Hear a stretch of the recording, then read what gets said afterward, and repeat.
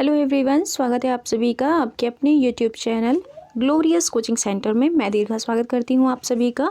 तो दोस्तों, आज हम लोग यहाँ पर कवर करने वाले हैं जो कि आपका, अगर हम लोग यहाँ पर सब्जेक्ट देखेंगे, ये है आपका पर्यावरण अध्ययन।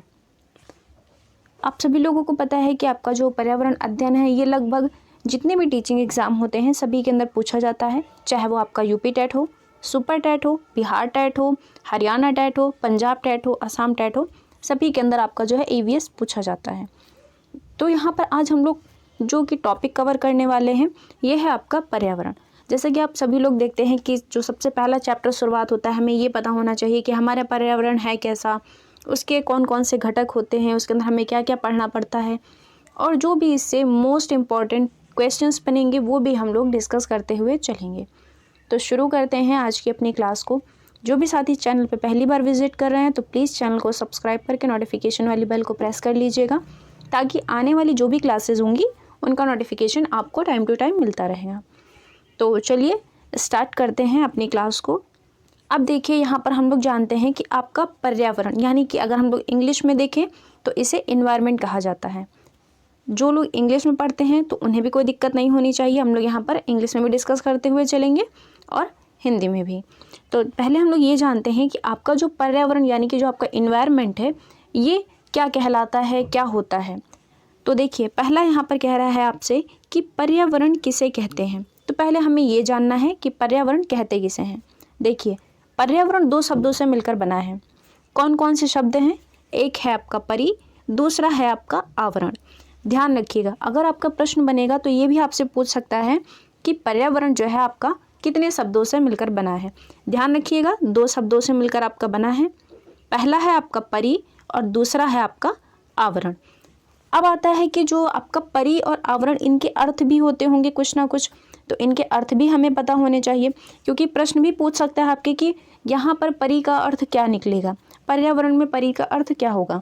इस तरह से क्वेश्चन पुटअप करेगा आपका। तो देखिए, जो आपका परि का अर्थ होता है इसका मतलब है सभी, यानी कि सभी तरफ का। और आवरण का अर्थ क्या है? घेरा।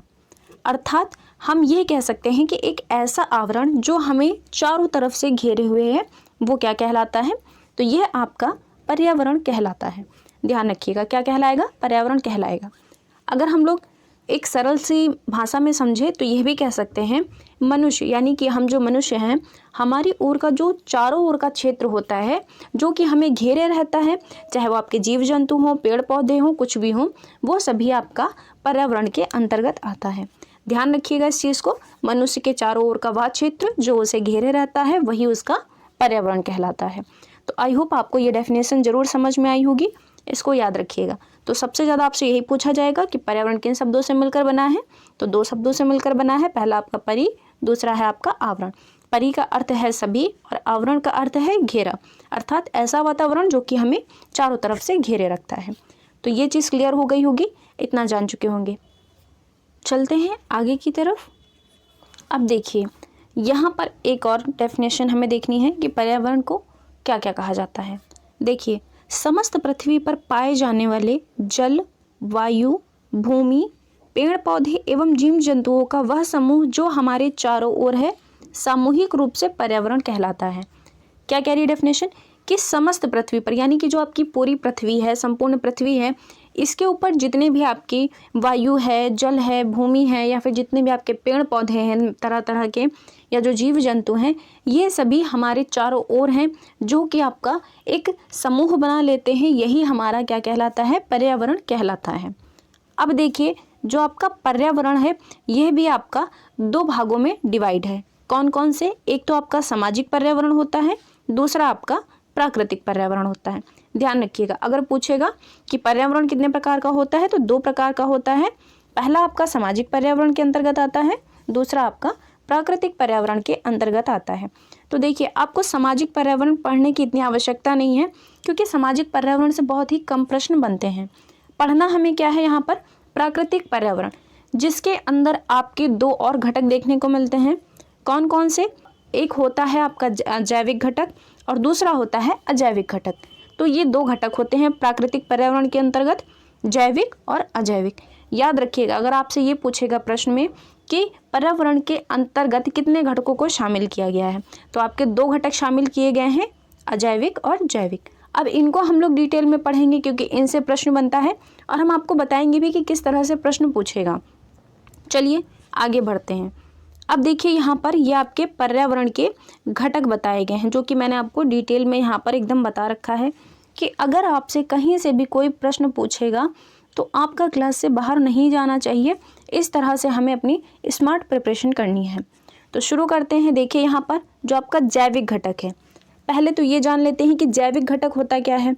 देखिए जैविक घटक के अंतर्गत वे सभी चीज़ें आती हैं जो कि सजीव होती हैं, जिनके अंदर जान होता है। जैसे कि आपके पेड़ पौधे हो गए, आप लोग देखते होंगे जब तक आप लोग उसमें पानी डालते होंगे तब तक तो वो आपके एकदम दिखाई देते होंगे अच्छे खासे हरे भरे, और जब आप उसमें पानी नहीं डालते हैं तो क्या होता है, वो मुरझा जाते हैं धीरे धीरे। सेम कंडीशन आपके यहाँ पर जो आपके एनिमल्स होते हैं उनके ऊपर भी फॉलो होती है। अगर आप उन्हें भोजन नहीं देंगे तो वो मर जाएंगे। तो इस तरह से ये सब चीज़ें चलती हैं। तो जैविक का मतलब क्या हो जाएगा, जो भी चीज़ें आपकी सजीव होती हैं वे सभी जैविक घटक के अंतर्गत आती हैं। सबसे बड़ा प्लस पॉइंट आपका यही है। अगर नहीं याद हो रहा है तो इस तरीके से याद रखिए, जैविक यानी कि जिनके अंदर जीवन पॉसिबल होता है, यानी कि जो चीज़ें जिंदा रह सकती हैं वह सभी आपकी सजीव के अंतर्गत आती हैं। अब इनके अंतर्गत आता कौन कौन है। पहला जंतु, वनस्पति, अपघटक यानी कि जो आपके सूक्ष्म बैक्टीरिया वगैरह होते हैं ये सभी, पेड़ पौधे, पशु, तो ये सभी आपके किसके अंतर्गत आते हैं, जैविक घटक के अंतर्गत आते हैं। तो इन सभी को ध्यान रखिएगा। अब यहाँ पर देखिए प्रश्न कैसे बनेगा आपको ये भी बता देते हैं। प्रश्न आपसे इस तरह पूछेगा कि पर्यावरण के जैविक घटक में कौन सम्मिलित है। आपसे विकल्प में दे देगा प्रकाश है, मृदा है, जीव जंतु है या फिर जल है। तो आपने अभी क्या पढ़ा कि जो आपके जैविक घटक होते हैं इनके अंदर कौन शामिल है, तो इनके अंदर शामिल है जंतु, वनस्पति, अपघटक, पेड़ पौधे, पशु और सूक्ष्म जीव।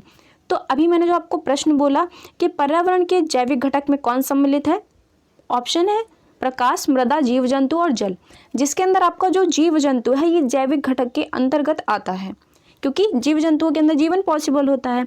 तो सिंपल सा आंसर हमारा बन गया कि जीव जंतु जो होते हैं ये हमारे जैविक घटक के अंतर्गत आते हैं।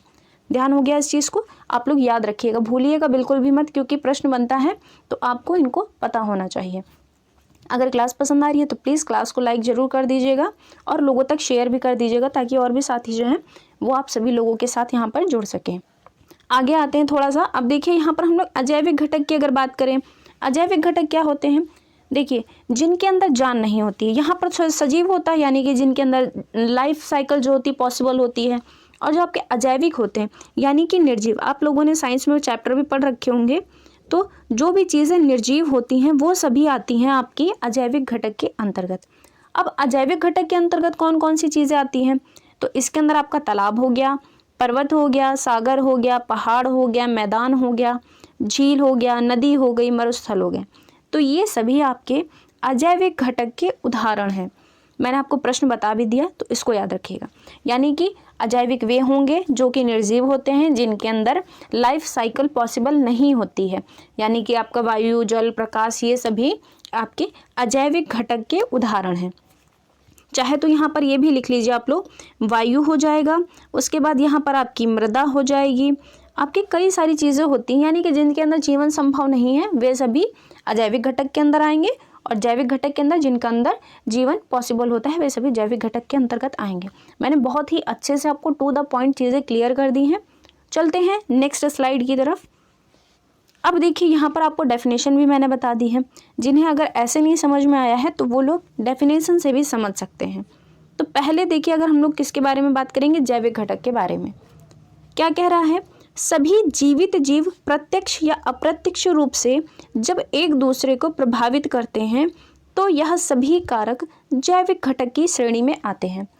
सभी जीवित जीव यानी कि जिनके अंदर जीवन पॉसिबल है, जो कि हमें डायरेक्ट और इनडायरेक्ट रूप से प्रभावित करते हैं, ये सभी आपके जैविक घटक के अंतर्गत आते हैं। अजैविक घटक क्या होते हैं। अब देखिए जो अजैविक घटक होते हैं यहाँ पर दे रहा है कि अजैविक घटक किसी पारिस्थितिक तंत्र में पाए जाने वाले समस्त निर्जीव पदार्थ उसके अजैविक घटक होते हैं। उदाहरण में क्या दिया गया है, जल, आर्द्रता, उच्चावच और प्रकाश। यानी कि पारिस्थितिक जो आपका तंत्र होता है उसके अंदर जो भी निर्जीव पदार्थ होते हैं यानी कि जिनके अंदर जीवन संभव नहीं होता है वे सभी अजैविक श्रेणी के अंतर्गत आते हैं। उदाहरण में समझिए, उच्चावच, प्रकाश, जल और आर्द्रता, ये सभी आपके अजैविक घटक के अंतर्गत आते हैं। आई होप आपको ये भी समझ में आया होगा। अगर आपको ऑप्शन से नहीं समझ में आता है या फिर आपको प्रश्नों के माध्यम से नहीं समझ में आता है तो फिर आप लोग यहाँ डेफिनेशन के माध्यम से भी समझ सकते हैं। और अगर आप लोग इनका नोट्स बनाते हैं तो आप लोगों के लिए बहुत ही हेल्प होगा। फिर चाहे आपका किसी भी टेट के लिए हो, आपको फ्री ऑफ कॉस्ट ये नोट होते हैं, तो आप लोग इनकी जो है अच्छे से एक अपनी नोटबुक तैयार करिए और उसके अंदर इन सभी को नोट कर लीजिए टू द पॉइंट, ताकि चीज़ें जो हैं आपके दिमाग में बनी रहें। अगर आप कभी भी भूलते हैं तो उसे दोबारा से फिर से खोल करके पढ़ सकते हैं। तो इसलिए आपको जो है यहाँ पर थ्योरी भी करवाई जाती है कि आपको ये सभी चीज़ें माइंड में सेट रहें। चलते हैं आगे की तरफ। अब आते हैं यहाँ पर पर्यावरण के क्षेत्र। अब होता है कि जो आपका पर्यावरण होता है इसके कई क्षेत्र भी होते हैं। इन क्षेत्रों के अंदर हमें क्या क्या पढ़ना है, तो पहले ये जान लेते हैं कि जो पर्यावरण के क्षेत्र होते हैं ये कौन कौन से होते हैं। तो देखिए यहाँ पर दिया गया पहला कौन सा होता है, स्थलमंडल, जिसे हिंदी में इंग्लिश में क्या कहते हैं, लिथोस्फेयर। अगला है आपका जलमंडल, जलमंडल को इंग्लिश में क्या कहते हैं, हाइड्रोस्फीयर। वायुमंडल है, वायुमंडल को कहते हैं एटमॉस्फेयर। चौथा है आपका जैवमंडल यानी कि बायोस्फीयर। अब देखिए इन चारों को हम लोग यहाँ पर डिटेल में कवर करेंगे, विद डेफिनेशन कवर करेंगे ताकि चीज़ें आपको याद रहें, इसलिए थ्योरी करवाई जाती है। मैंने अभी आपको आगे भी बताया कि थ्योरी इसलिए आपको पढ़ाई जाती है ताकि चीज़ें याद रहें। तो चलिए आगे बढ़ते हैं, सबके बारे में हम लोग टू द पॉइंट चीज़ें क्लियर करेंगे। देखिए अब पहला आपका आता है स्थलमंडल। स्थलमंडल के अंतर्गत क्या आता है ये पता होना चाहिए। देखिए यहाँ पर क्या कह रहा है, पृथ्वी के लगभग 29% भाग पर स्थलमंडल का विस्तार है तथा इसके अधिकांश भाग पर पेड़ पौधे, जीव जंतु, पहाड़, मृदा, चट्टानें आदि सम्मिलित हैं, जो कि आपका स्थलमंडल कहलाता है। यानी कि 29% यानी कि 1/3 भाग पर जो है आपका स्थलमंडल फैला हुआ है। अब जो आपका स्थलमंडल होता है यह जो होता है आपका पृथ्वी की सबसे ऊपरी परत है, जिसे क्या कहते हैं, जिसे क्रस्ट कहा जाता है। पृथ्वी की सबसे ऊपरी परत क्या कहलाती है, तो ये क्रस्ट कहलाती है। तो ये जो होती है ये आपकी स्थलमंडल की सबसे ऊपरी परत होती है, जो कि बनी किससे होती है, तो ये आपकी निर्मित होती है खनिज और शैलों के माध्यम से।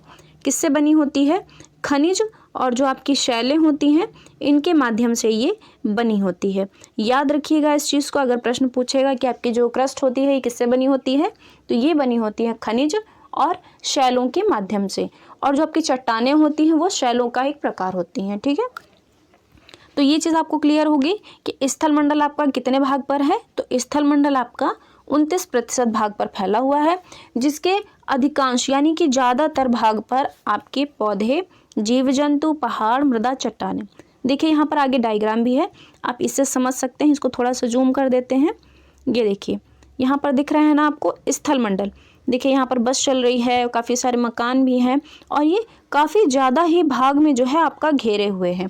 तो ये जितना भी पार्ट होता है यह सभी आपका किसके अंतर्गत आता है, स्थलमंडल के अंतर्गत आता है। ठीक है, जो कि आपका कितने भाग पर फैला हुआ है, 29% भाग पर फैला हुआ है। चलते हैं आगे की तरफ। अगला है आपका जलमंडल।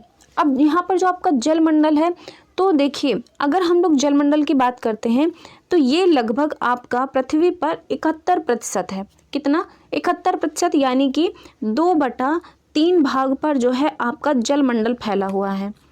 अब यहाँ पर डेफिनेशन क्या दे रखी है कि जो आपका जलमंडल है ये पर्यावरण का सबसे महत्वपूर्ण घटक माना जाता है, जो कि पृथ्वी पर 71% भाग पर स्थित है।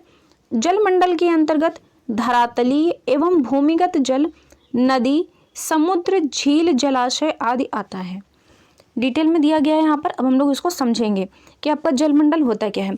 एक तो आपको ये समझना है कि जो जलमंडल है ये पर्यावरण का सबसे महत्वपूर्ण घटक माना जाता है। नेक्स्ट जो है आपका जलमंडल के अंतर्गत धरातलीय।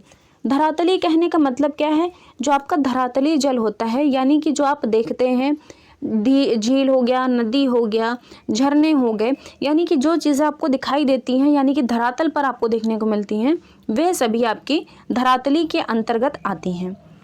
अब आपको क्या पूछेगा कि पृथ्वी पर जल जो है आपको कहाँ कहाँ देखने को मिलता है, तो आप लोग क्या कहेंगे कि आपका सागर हो गया, महासागर हो गया, भूमिगत जल हो गया, तो ये सभी आपको भूमि पर देखने को मिलेगा। ठीक है, तो वही आपका यहाँ पर बताया गया है डेफिनेशन की तरह से कि जो जल मंडल के अंतर्गत है धरातली जल यानी कि आपका झील, नदी, झरने ये सब हो गया, और भूमिगत जल यानी कि जो आपकी पृथ्वी होती है उसके अंदर जब पानी बरसता है तो धीरे धीरे पानी जो है आपका रिस करके नीचे चला जाता है, यानी कि अंडर वाटर हो जाता है। वही जो आपका अंडरग्राउंड वाटर होता है वो आपका भूमिगत जल के अंतर्गत आता है। बाकी आपका जल हो गया, नदी, समुद्र, झील, जलाशय, ये सभी जल मंडल के अंतर्गत आता है। याद रखिएगा इस चीज़ को। चलते हैं अगले की तरफ। अगला क्या है आपका वायुमंडल। अब हमें वायुमंडल के बारे में जानना है कि वायुमंडल के अंतर्गत क्या क्या आता है, इसकी डेफिनेशन क्या होती है, इससे भी प्रश्न बनता है आपका। देखिए यहाँ पर डेफिनेशन क्या दी गई है कि पृथ्वी के चारों ओर गैसीय आवरण को वायुमंडल कहा जाता है। किसको वायुमंडल कहा जाता है? जो आपकी पृथ्वी होती है इसके चारों तरफ का जो गैसीय आवरण होता है, यानी कि चारों तरफ जो आपको गैसेस यहाँ पर दिखाई देती हैं, ये सभी वायुमंडल के अंतर्गत आती हैं। आगे कह रहा है कि वायुमंडल में पाई जाने वाली समस्त गैसों की उत्पत्ति पृथ्वी के आंतरिक भाग से हुई है।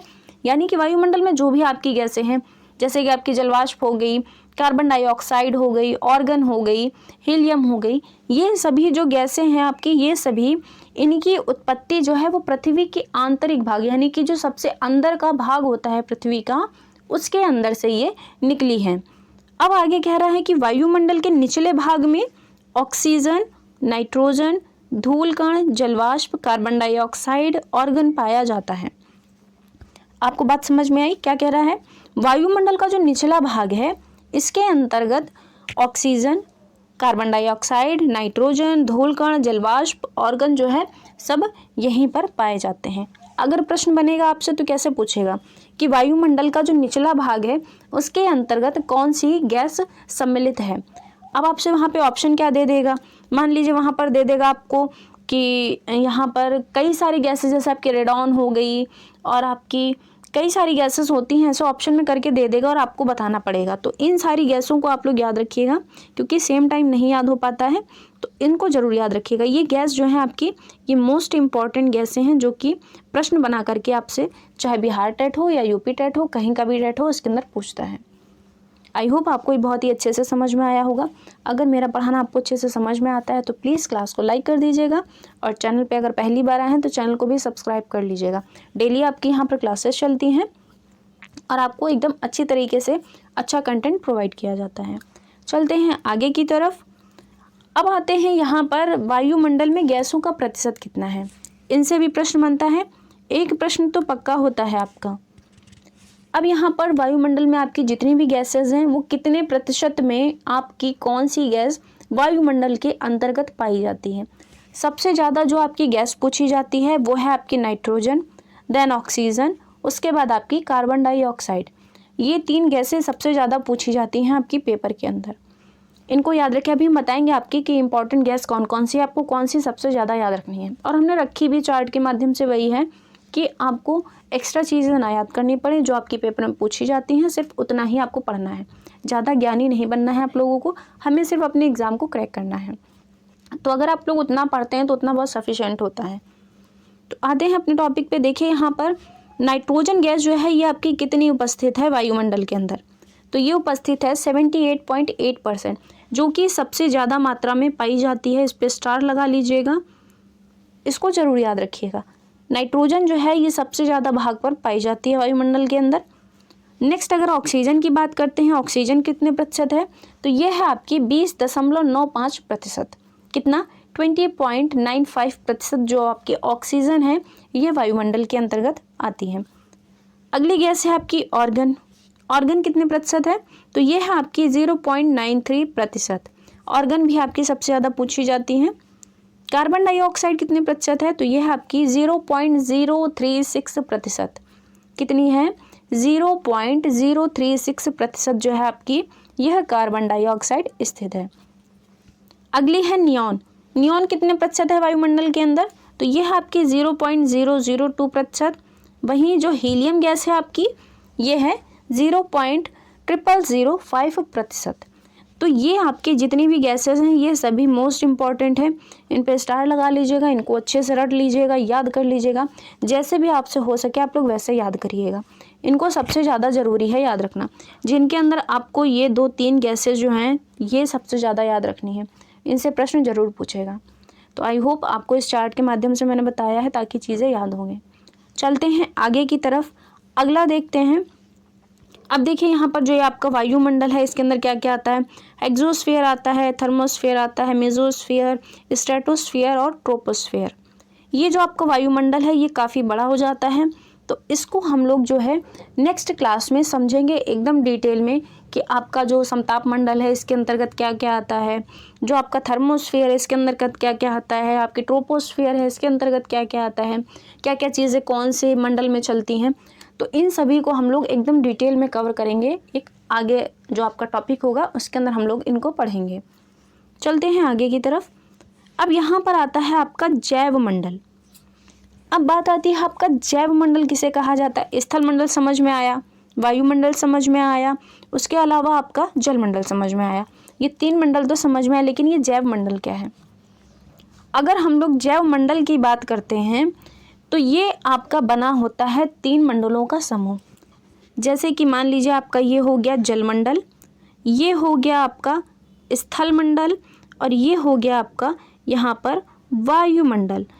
अब ये 3 मंडल तो समझ में है, लेकिन ये जैव मंडल, तो जैव मंडल जो होता है ये इन तीनों का मिक्सचर होता है जो कि जैव मंडल कहलाता है। यानी कि जल मंडल भी शामिल होगा, स्थल मंडल भी शामिल होगा और आपका वायुमंडल भी शामिल होगा, तब जाके आपका जैव मंडल बनता है।